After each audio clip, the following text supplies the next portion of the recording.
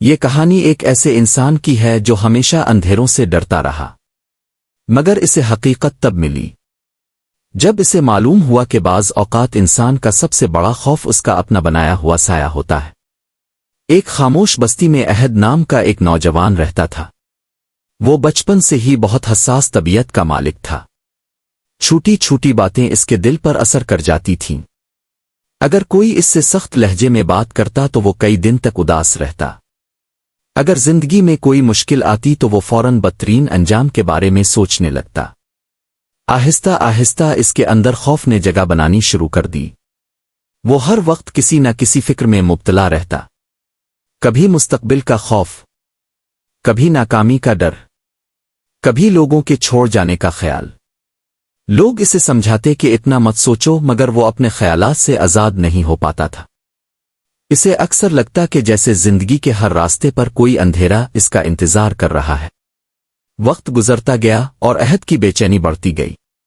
وہ پہلے جیسا خوش مزاج انسان نہیں رہا تھا۔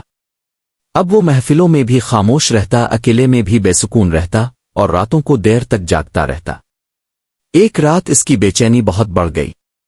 وہ گھر سے نکل کر بستی سے دور ایک سنسان راستے پر چلنے لگا۔ رات گہری تھی، چاند بادلوں میں چھپا ہوا تھا اور ہوا درختوں کے پتوں سے ٹکرا کر عجیب آوازیں پیدا کر رہی تھی۔ چلتے چلتے اسے دور ایک مدھم سی روشنی دکھائی دی۔ وہ قریب گیا تو دیکھا کہ ایک بوڑھا درویش آگ کے قریب بیٹھا ہے۔ عہد خاموشی سے اس کے پاس بیٹھ گیا۔ کچھ دیر بعد درویش نے پوچھا، کیا چیز تمہیں اتنا ڈراتی ہے؟ عہد نے گہری سانس لی اور کہا، مجھے لگتا ہے میری زندگی میں کچھ برا ہونے والا ہے۔ میں ہر وقت ڈرتا رہتا ہوں۔ درویش نے قریب جلتی آگ کی روشنی میں زمین کی طرف اشارہ کیا۔ عہد نے دیکھا کہ اس کا سایہ پیچھے دیوار پر بہت بڑا دکھائی دے رہا تھا۔ درویش نے پوچھا، یہ سایہ حقیقت میں اتنا بڑا ہے؟ عہد نے کہا، نہیں، یہ تو روشنی کی وجہ سے بڑا لگ رہا ہے۔ درویش مسکرایا اور بولا، انسان کے خوف بھی ایسے ہی ہوتے ہیں، وہ حقیقت سے زیادہ بڑے دکھائی دیتے ہیں۔ یہ جملہ عہد کے دل میں اتر گیا۔ وہ خاموش ہو گیا۔ درویش نے کہا، تم ساری زندگی اپنے خیالات کے سائے سے ڈرتے رہے، حالانکہ اکثر وہ حقیقت نہیں ہوتے۔ یہ سن کر عہد کے دل میں عجیب سی خاموشی اترنے لگی۔ اس نے پہلی بار غور کیا کہ واقعی اس کے زیادہ تر خوف کبھی حقیقت بنے ہی نہیں تھے۔ وہ صرف اس کے ذہن میں پیدا ہوئے بڑے اور پھر اسے کمزور کرتے رہے۔ مگر خوف اتنا حقیقی کیوں لگتا ہے؟ اس نے آہستہ سے پوچھا۔ درویش نے جواب دیا، کیونکہ انسان اپنے خیالات پر یقین کر لیتا ہے، اور جب وہ ہر اندیشے کو سچ سمجھنے لگے تو اس کا دل اندھیروں سے بھر جاتا ہے۔ یہ الفاظ عہد کے دل میں گہرائی تک اتر گئے۔ اسے محسوس ہوا کہ وہ برسوں سے ان چیزوں سے ڈرتا رہا تھا جو ابھی ہوئی ہی نہیں تھیں۔ اس نے زندگی کم اور خوف زیادہ جیا تھا۔ ہوا ٹھنڈی تھی، رات خاموش تھی اور آگ کی روشنی میں سایہ اب بھی دیوار پر لرز رہا تھا۔ تو پھر انسان خوف سے آزاد کیسے ہوتا ہے؟ عہد نے پوچھا۔